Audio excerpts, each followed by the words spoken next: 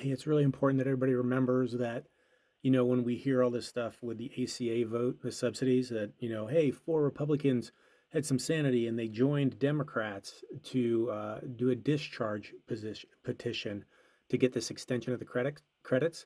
Fitzpatrick, Lawler, Bresnahan, and McKenzie, they're doing it to save their asses. They don't give a fuck about the Medicare, Medicaid, health for Americans, for their constituents. They voted for the big, beautiful bill and they were happy to do it and laughing and smiling about it, which is why we're in this position. And now they're doing this because they are in districts where they're worried about getting voted out and not getting reelected. That's the only friggin' reason. They don't care. They don't care. If they were way ahead and they didn't have to worry about it, they wouldn't be voting for a discharge petition. And if this actually comes to a vote, you're going to see Republicans vote for it, for the subsidies, right? For the extension. And they didn't give a shit before. They didn't give a shit. So always remember that. Like, this isn't some redemption arc.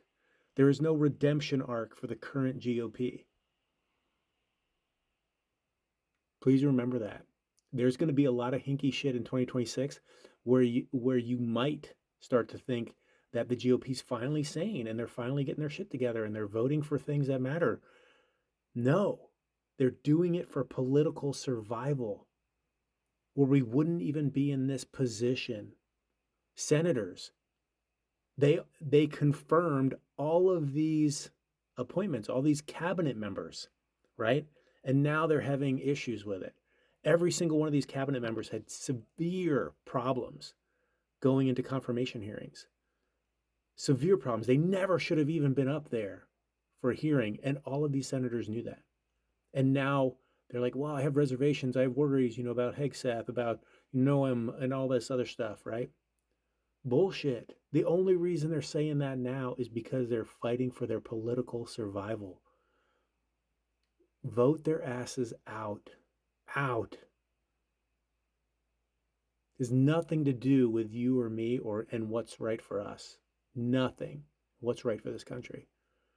2026 is going to be the Jekyll and Hyde for the GOP. You're going to have all of these people who are suddenly fighting for things that, we want, or at least saying they're going to. Where were they when it mattered? Where were they when it fucking mattered? We wouldn't even be in this position if they gave a shit, if they actually represented us, the people who pay them and elect them. Don't fall for that shit.